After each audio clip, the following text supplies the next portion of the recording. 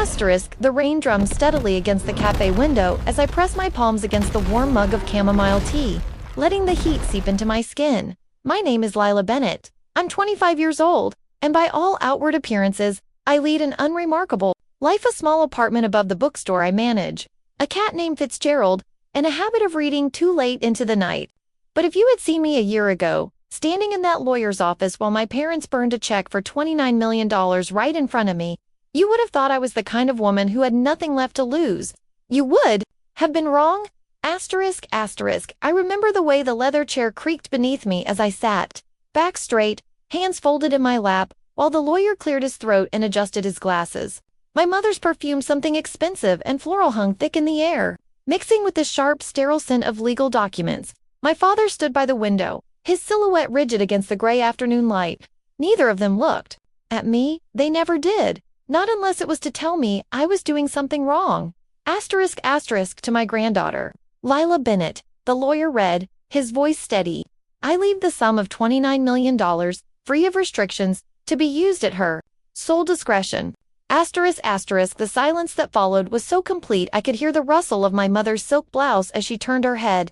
My father's breath came out in a sharp, disbelieving laugh, and then chaos, my mother's voice, shrill and cracking, like fine china dropped on marble. "This is a mistake," she said, her manicured nails digging into the arms of her chair. "She doesn't deserve this. She never cared about him, not like we did."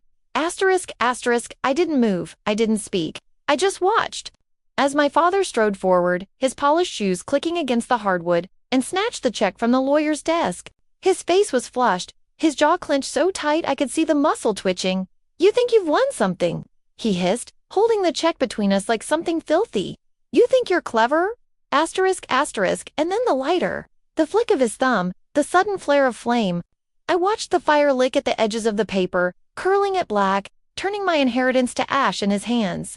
The heat brushed my face as he dropped the burning remains into the brass tray on the desk. "There," he said, his voice low and venomous. "Now you get exactly what you deserve." Asterisk, asterisk, I should have been angry. I should have screamed, cried, lunged at him.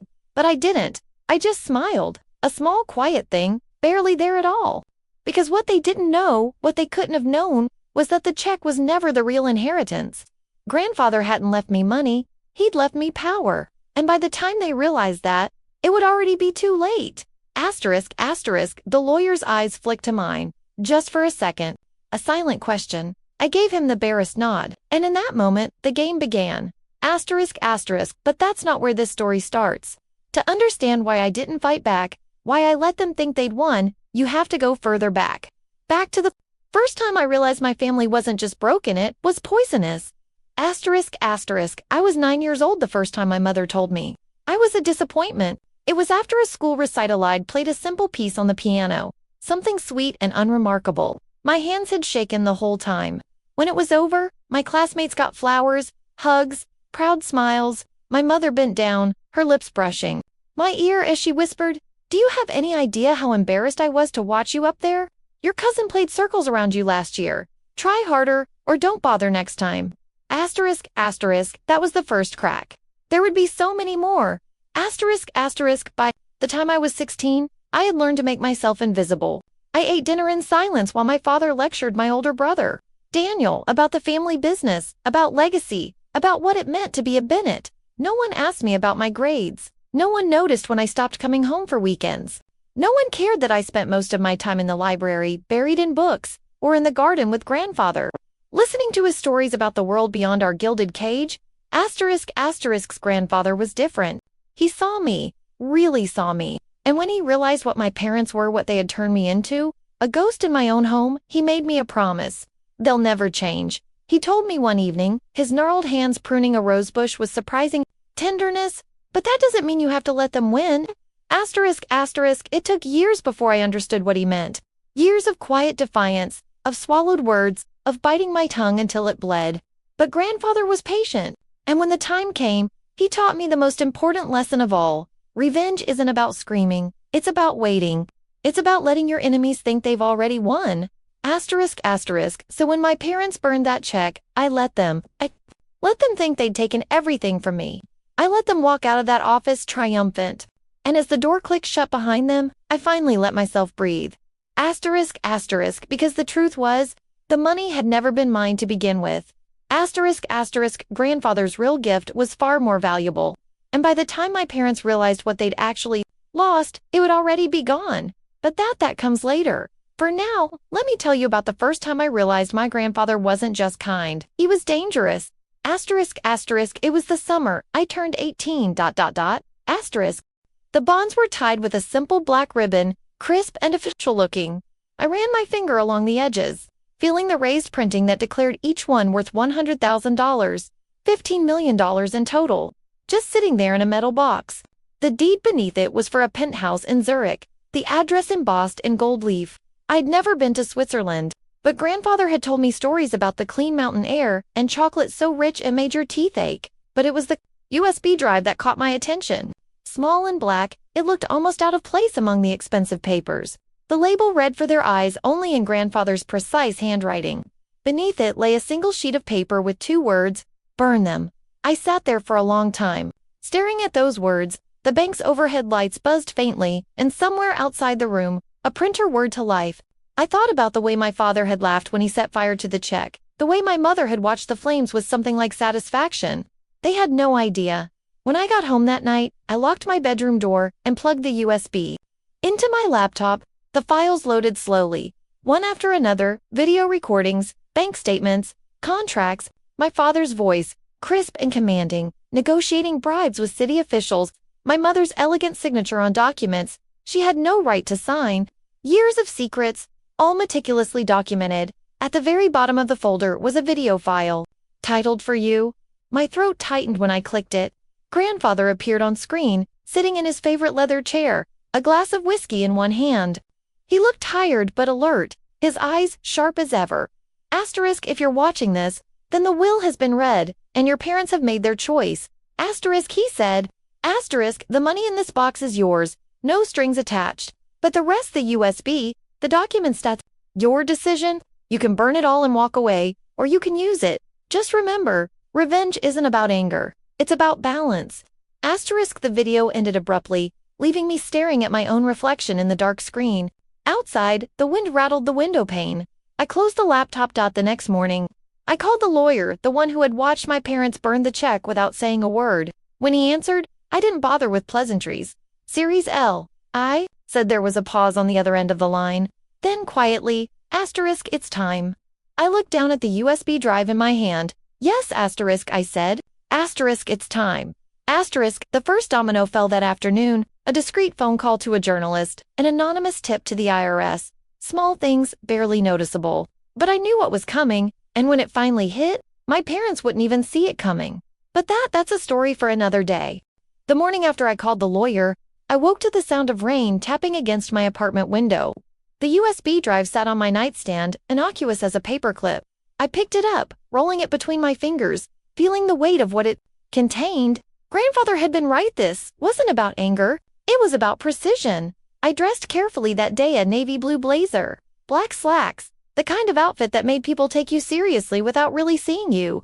The kind of outfit my mother would have approved of, if she'd ever bothered to notice what I wore. The lawyer's office was different this time. No mahogany desk, no stained glass windows, just a small, nondescript building downtown, the kind of place you'd walk past without a second glance. The man who greeted me wasn't the same lawyer from the will reading.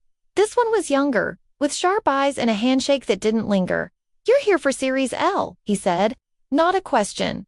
I nodded. He led me to a back room where a projector hummed to life, casting documents onto the wall: bank statements, property deeds, a flowchart of shell companies that spiderwebbed across 3 continents. Asterisk, your grandfather set this up years ago.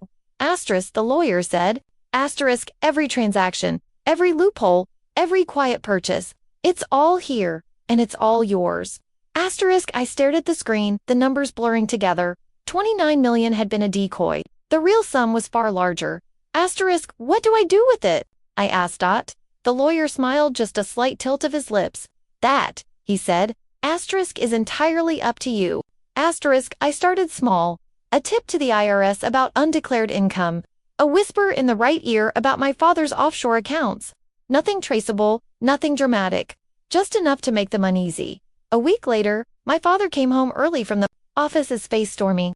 I was in the kitchen, making tea, when he slammed his briefcase onto the counter. Someone's digging into the company. He snapped at my mother.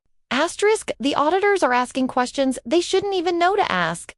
Asterisk, my mother's eyes flicked to me, just for a second. Asterisk, who would do that? Asterisk, I stirred my tea, the spoon clinking softly against the cup. The journalist's name was Daniela. Reyes. She'd written exposes on corrupt politicians, wealthy tax evaders, the kind of stories that won awards and made enemies. I met her in a coffee shop, sliding an envelope across the table. This is off the record, I said. Asterisk for now. Asterisk, she opened it, scanning the documents inside photocopies of contracts, emails, a trail of money leading straight to my father's doorstep. Her eyebrows rose. This is big, she said. I sipped my coffee. Asterisk, it gets bigger. Asterisk, it took a month for the first article to hit. A small piece, buried in the business section, questions raised about Bennett Holdings' offshore accounts. My father dismissed it as nonsense. Then the second article came.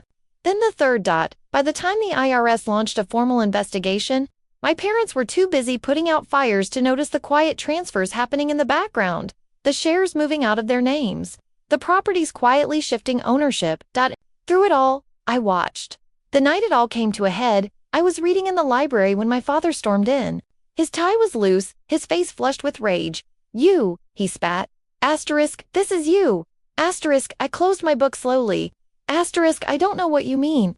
Asterisk, he threw a stack of papers at me, bank statements, legal notices. Asterisk, don't play stupid. You've been scheming with that damn lawyer, haven't you? Stealing from your own family? Asterisk, I looked at the papers, then back at him. Funny, I said. Asterisk, I was just thinking the same thing about you. Asterisk, for the first time in my life, my father had nothing to say. The next morning, I packed a single suitcase and left. The penthouse in Zurich was waiting, the deed tucked safely in my bag. As the taxi pulled away from the house, I didn't look back. I didn't need to. I already knew how this would end.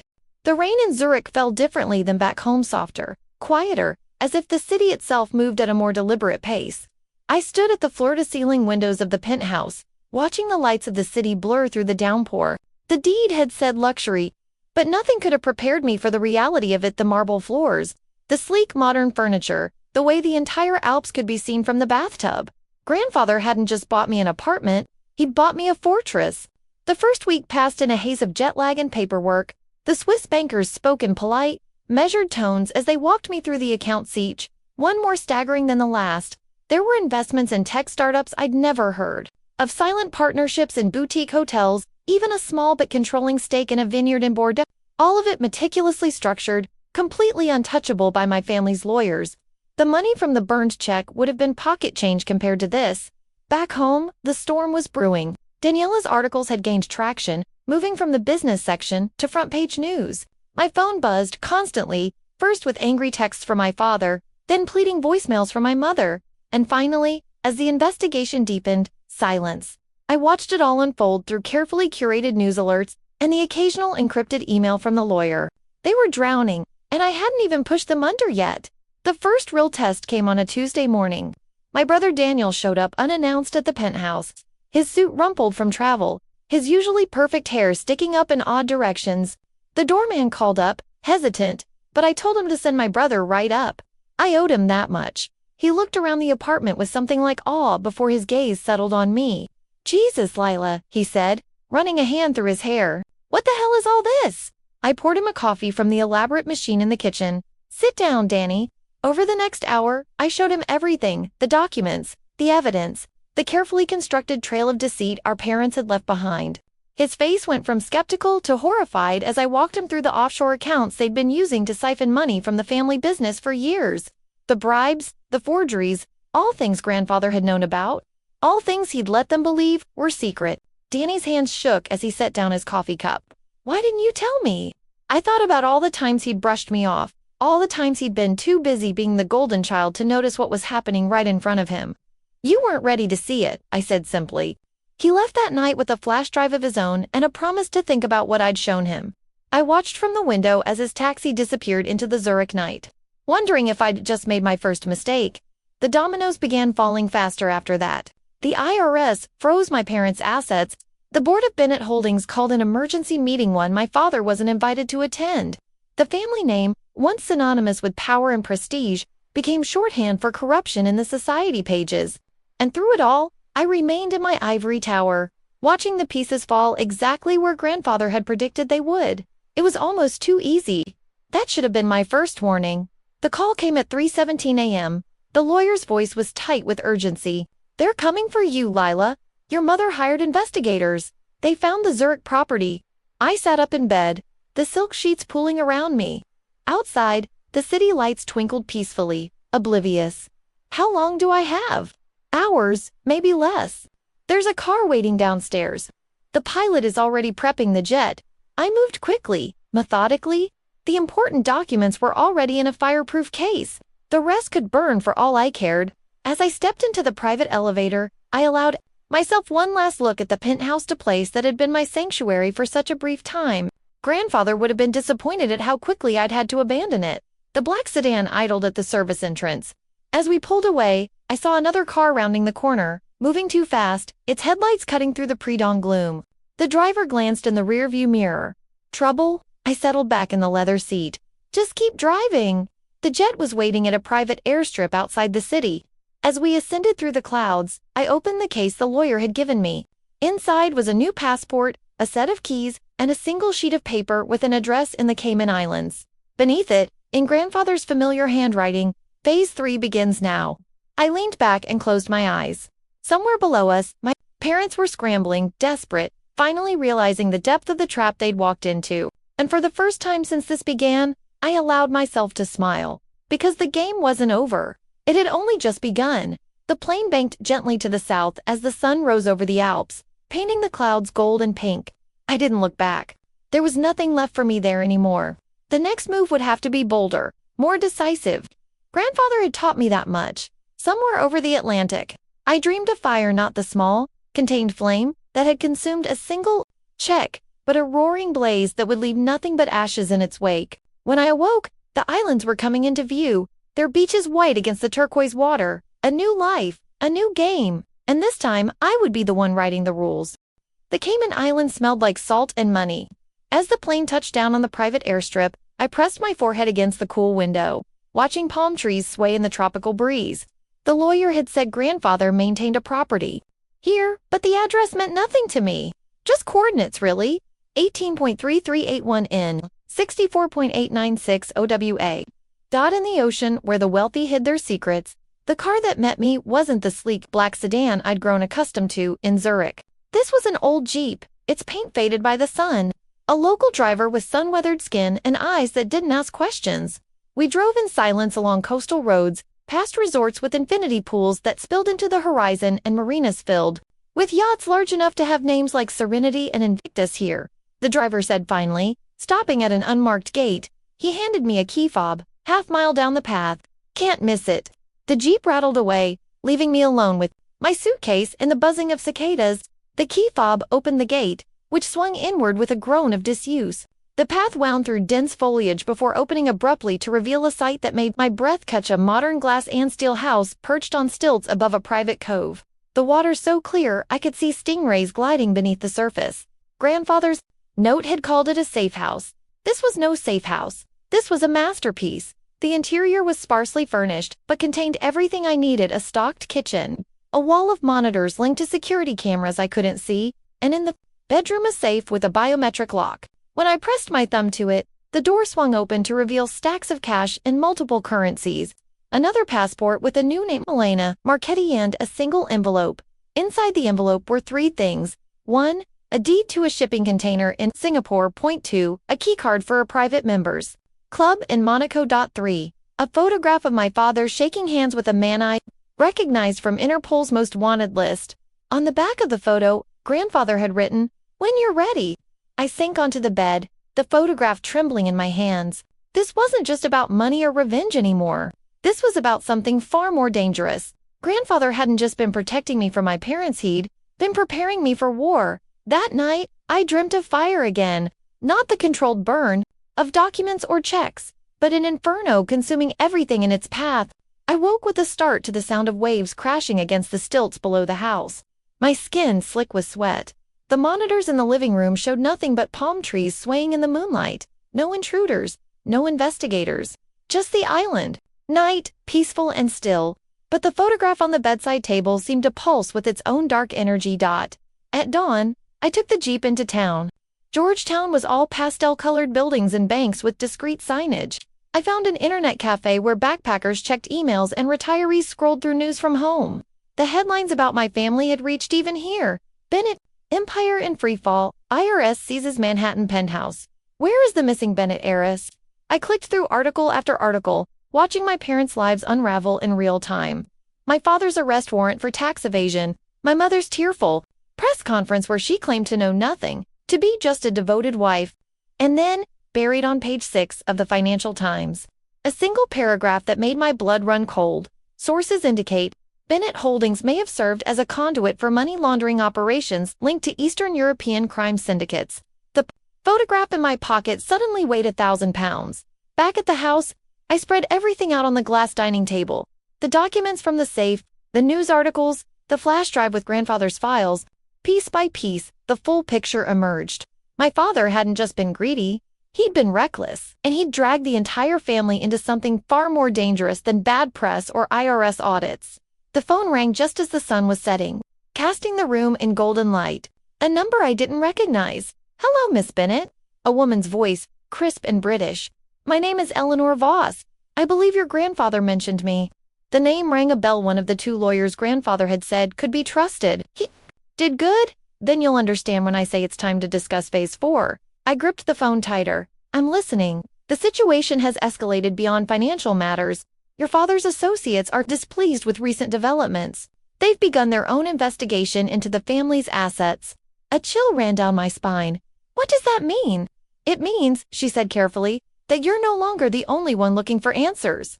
And these men don't bother with subpoenas or lawsuits." The stingrays glided beneath the house as the sky turned violet. Somewhere out there, new players had entered the game. And this time, they weren't coming for my inheritance, they were coming for me. I spent the next 48 hours preparing. The cash from the safe went into hidden compartments in my luggage, the documents were digitized and encrypted, then uploaded to a cloud server only Eleanor could access. The photograph of my father stayed with me, tucked into the waistband of my jeans like a talisman. On the morning of the third day, another envelope appeared in my mailbox. No postmark, no return address, just a single plane ticket New York. One way and a note in handwriting that wasn't grandfather's. "Time to come home, Lila." The game had changed. The hunter had become the hunted, and the only way out was straight. Through the fire I packed quickly, my movements precise. As I locked the safe house behind me, I realized grandfather had been right about one thing all along. This was never just about money. It was about survival. And I intended to survive. The Jeep rumbled to life as the first drops of a tropical storm began to fall. Somewhere over the Atlantic, my past and future were on a collision course. And this time, I wouldn't be hiding in a penthouse or a tropical safe house. This time, I'd be ready. The storm followed me all the way to New York as the plane descended through gunmetal gray clouds. Turbulence rattling the cabin, I pressed my forehead to the window and watched lightning fork over Queens. The city looked different from up here, not glittering and untouchable like in postcards, but exposed, its streets dark with rain, its skyline huddled against the wind. It looked like a place that could be broken, like a place that could break you back. The private terminal at JFK was empty, except for a single man in a black overcoat. He didn't hold up a sign with my name. He didn't need to. "Miss Bennett." His voice was gravel wrapped in silk. "Cars waiting." I didn't ask who sent him. The ticket had said come home, but home had never been a place for me. It had always been a battlefield. The car smelled of leather and gun oil. Through the tinted windows, the city blurred past warehouses, then bridges, then the sudden canyon of Manhattan. The driver took the long way, circling through Midtown before cutting east, watching for tails. "Where are we going?" I asked. The rearview mirror reflected his smile, all teeth, no warmth. "Somewhere with better acoustics." The warehouse looked abandoned from the outside. Rusted fire escapes, boarded up windows, a faded condemned notice slapped on the door. Inside was something else entirely. Soundproof panels lined the walls. A bank of monitors flickered with live feed street cameras, security footage, a rotating display of financial tickers, and in the center of it all, leaning against a steel table like a queen, holding court, was a woman who could only be Eleanor Voss. She was older than I expected, mid-60s maybe, with silver hair cropped, brutally short and a scar that bisected one eyebrow. Her suit probably cost more than my Zurich penthouse, Lila. She didn't offer her hand. Took you long enough. On the table between us, a manila folder, a Glock 19, and a glass of bourbon so dark it looked black. I took the bourbon. You're not what I pictured, and you're exactly what I pictured. She flipped open the folder. Smart, careful, and currently the most sought-after missing person on 3 continents. The first page was a screenshot of a dark web forum, a bounty notice, my face. $5 million for proof of death, $10 million alive. My father's associates. Ellie's laugh was a dry cough. Oh, darling. Your father's just the middleman. She tapped the next photo, my father at a dockside meeting, shaking hands with a man in a tailored suit. Meet Victor Orlenko, former FSB, current head of the largest money laundering operation east of Berlin, and, as of last month, the proud new owner of several Bennett holding subsidiaries. I stared at the photo. The pieces clicked together. The offshore accounts, the shell companies, the way grandfather's documents had always cut off. Just before naming names, this was never about my parents stealing from the family. I said slowly, it was about them selling us out. Eleanor slid the Glock toward me. Now you're getting it. The next 6 hours were a crash course in survival. Eleanor's team briefed me on Orlenko, his networks, his enemies, the 12 different passports he traveled under. They showed me blueprints of his Long Island compound. They played of my father promising access to Bennett accounts, Bennett properties, Bennett bloodlines. Your brother's clean, Eleanor said. For now, your mother's too stupid to be guilty. But your father, she made a gun with her fingers. Bang! The bourbon turned to acid in my stomach. What do you want from me? Eleanor leaned forward. 2 options. 1, we smuggle you to a villa in Mallorca with new papers and enough money to live quietly forever. And 2, she smiled. We use you as bait. I chose option 2 before she finished speaking. The plan was simple. I'd surface at a charity gala, at the Met high profile, heavily photographed, impossible to ignore. Eleanor's team would handle security. Orlenko's people would make contact, and when they did, we follow them home, Eleanor said. I picked up the Glock. The weight was familiar. Grandfather had taught me to shoot at 12 on a private range upstate. Power isn't in the bullet, he'd said. It's in the finger on the trigger. One condition, I said. Eleanor raised an eyebrow. When it's over, I get 5 minutes alone with my father. She didn't blink. Deal. The gala was everything I hated. Crystal chandeliers, champagne towers, women in gowns that cost more than most people made in a year. I wore red. Let them see me coming. Reporters swarmed as soon as I stepped out of the town car. Asterisk, where have you been? Is it true about the IRS? What do you say to rumors your father's in hiding? Asterisk, I smiled and said nothing. Inside, the ballroom was a sea of tuxedos and diamonds. I made the rounds air kisses for socialites, handshakes for bankers, a carefully calculated stumble near the Times photographer. Let them all see Lila Bennett, back from the dead and drinking too much. The first contact came at midnight. A waiter with Slavic cheekbones pressed a note into my hand with my 3rd martini. Asterisk, East Terrace. Come alone. Asterisk, Eleanor's voice buzzed. In my earpiece, we have you covered. The terrace was empty except for a man silhouetted against the city lights.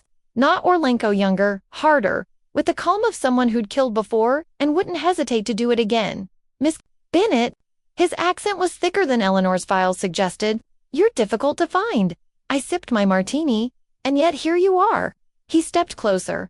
Mr. Orlenko would like to make you an offer. What kind of offer? The smile he gave me was almost pitying. The kind you don't refuse. Behind him, the Hudson River glittered like a knife.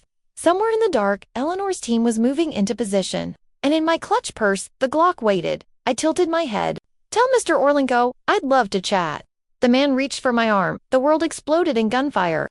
The first bullet shattered the champagne flute in my hand. I was moving before the second shot, dropping low, glass slicing my palm as I lunged behind a stone planter. The terrace erupted in screams. The man who'd come to deliver the message was already drawing his weapon when a 3rd bullet took him in the throat. He crumpled without a sound. Eleanor's voice crackled in my earpiece. Asterisk, ambush. Not ours. Get to the east stairwell. Asterisk, I didn't hesitate. The Glock was in my hand now, sticky with blood from my cut. I kept low, weaving through panicked guests as more gunfire echoed from the ballroom. Someone grabbed my arm. A society matron with mascara running down her cheeks. Help us, she sobbed. I shook her off. Survival first. Mercy later. The stairwell door was 10 feet away when a new figure blocked my path. Tall, broad-shouldered with a scar cutting through his bottom lip. Orlenko's second in command, according to Eleanor's briefing. Yakov, Lila Bennett. His voice was amused. You look just like your grandfather. I shot him in the knee. He went down with a snarl, but I was already moving, slamming through the door and taking the stairs two at a time. Below me, footsteps pounded upward. I pivoted, firing blindly through the gap in the stairs. A man cried out, "Roof!" Eleanor barked in my ear. Asterix helicopter in 90 seconds. Asterix the rooftop wind hit me like a slap. Across the helipad, a Black Hawk idled its rotors, whipping the air into a frenzy. I sprinted for it, my dress tearing. On the asphalt, a hand caught my ankle. Yakov dragged me down, his bloody grin inches from my face. Orlenko wants you breathing, he panted. Didn't say anything about unbroken. His fist connected with my jaw. Stars exploded behind my eyes. I rolled with a punch, driving the Glock into his ribs. The shot was muffled by his body, but his scream wasn't. I scrambled free as he clutched his side, just as the helicopter door slid open. Not Eleanor's team. 3 men in tactical gear. Their rifles trained on me. Russian voices shouting over. The rotor wash. Yakov laughed through his teeth. Told you? The last thing I saw was the rifle but swinging toward my head. First, the smell in aseptic and cigarette smoke. Then the pain in my jaw, my ribs, my bound wrists. Finally, the voice. She's awake. I forced my eyes open. White walls, a single dangling light bulb. And seated across from me on a folding chair, picking out a plate of caviar with a gold spoon, was Victor Orlenko. He was smaller than I expected. Mid-50s, with a carefully trimmed beard and a cashmere sweater that probably cost more than the helicopter. The kind of man who looked like he hosted TED Talks, not ran international crime syndicates. Lately he dabbed his lips with a linen napkin. We have so much to discuss. My mouth tasted like copper. Where's my father? Orlenko sighed.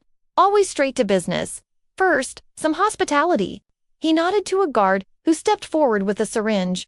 I thrashed, but the drugs hit fast. A cold rush up my arm, then the room tilting sideways. Orlenko's voice slurred as he spoke. Your grandfather stole from me. Now you'll pay his debts. Darkness swallowed me whole. Literally, the bedroom was straight out of a czar's palace. Velvet drapes, oil paintings, an actual 4-poster bed with silk sheets. Also, bars on the windows, cameras in the corners, and 2 armed guards outside. The door. A maid brought me breakfast on silver trays, omelets with truffles, fresh squeezed orange juice, like I was a guest, not a prisoner. The third day, the tests began. A man in a lab coat made me solve math problems. Another showed me Rorschach blots. The whole time, Orlenko watched from the corner, taking notes on a leather-bound pad. What do you want? I finally snapped. He closed his notebook. Your grandfather hid something from me. A code. You're going to find it. I don't know any codes. No. He slid a photo across the table. Grandfather and me at his birthday party, toasting with champagne. He told you everything else. I stared at the photo, the bubbles in our glasses, the way grandfather's pinky finger curled slightly around. The flute. A memory surfaced. Asterisk. The key isn't in the lock. Little fox, it's in the bubbles. Asterisk. I kept my face blank. I want to see my father. Orlenko smiled. Soon, the revelation came at 3 a.m. I'd been staring at the photo for hours when it hit me. Not the champagne, the painting behind us. A seascape grandfather had bought at auction, now hanging in the Zurich penthouse. Asterisk. In the bubbles. Asterisk. Not champagne. The painting's foam-capped waves. I nearly laughed. All this time, the answer had been right there, waiting in a penthouse. My enemies didn't know existed. Now I just had to get back to Zurich. Asterisk. Asterisk.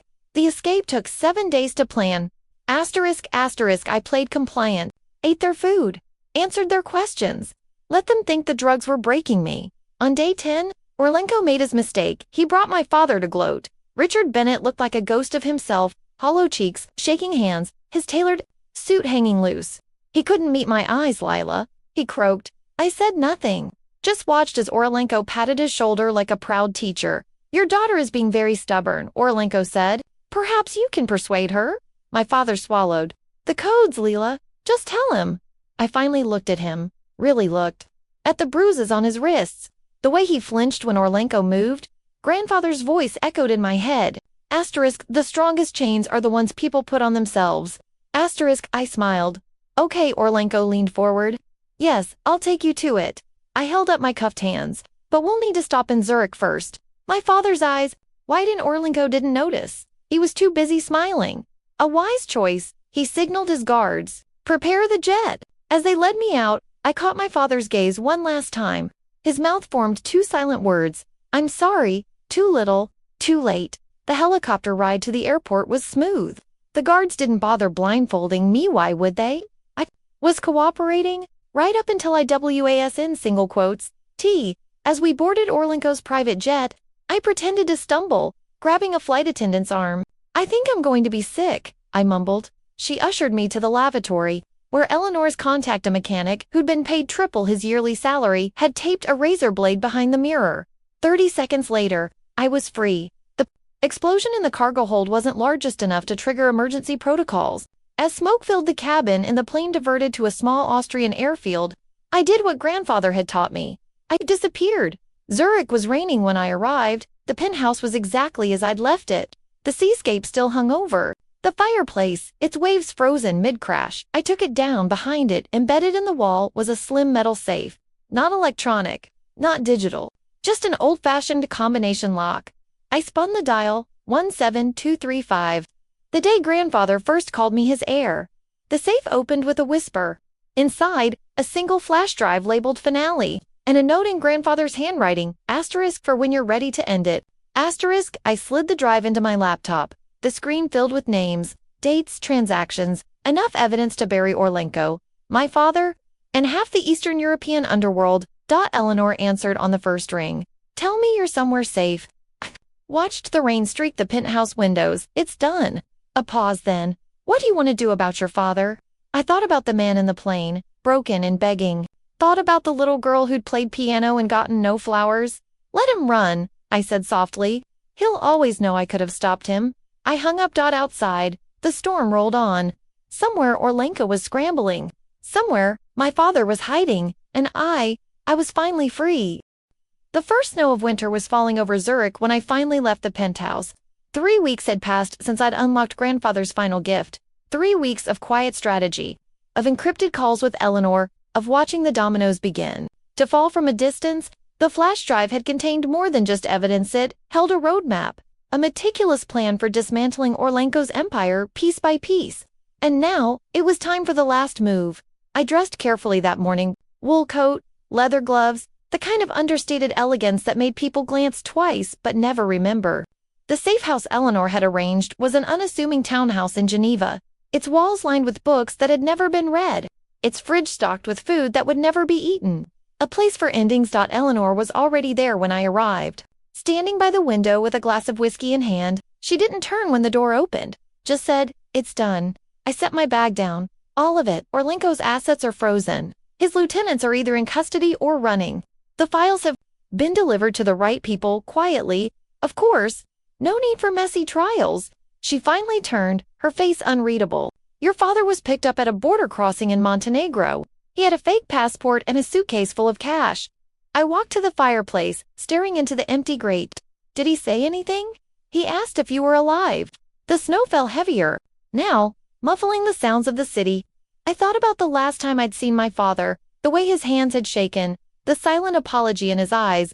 For a moment, I let myself remember the man who'd taught me to ride a bike, who'd read me bedtime stories when I was small enough to believe in happy endings. Then I let it go. What happens now? I asked. Eleanor set her glass down. That's up to you. The money is yours, all of it, clean and untouchable. You could disappear tomorrow, buy an island, never look back. I almost smiled. And the other option? She reached into her pocket and slid a business card across the table. It was plain white, with only a phone number printed in black. There's always more work to be done. I picked up the card, running my thumb over the numbers. Grandfather's voice echoed in my head. Asterisk, the game never really ends. Little fox, you just choose when to stop playing. Asterisk. Outside, the snow had turned the city into a blank canvas, a world waiting to be rewritten. I tucked the card into my pocket. Tell me about the next target. Epilogue. The bookstore in Lisbon was small and dusty, the kind of place tourists never found. I'd bought it under a new name, paid cash, asked no questions. The apartment above it had a view of the river and no security cameras. The man who walked in that afternoon didn't look like a threat. Gray suit, polished shoes, the kind of face that blended into crowds. But I knew better. Lila Bennett, he said, running a finger along a shelf of first editions. I didn't look up from the ledger. That's not my name, he smiled, setting a book on the counter, The Count of Monte Cristo, first printing. I think you'll find this one particularly interesting. I opened the cover. Inside, tucked between the pages, was a photograph of a shipping container in Singapore, the one from grandfather's safe. Only now, the door was slightly ajar. The man leaned forward. Your grandfather wasn't the only one who liked to keep secrets. I closed the book slowly. The game was calling again, and this time, I was ready.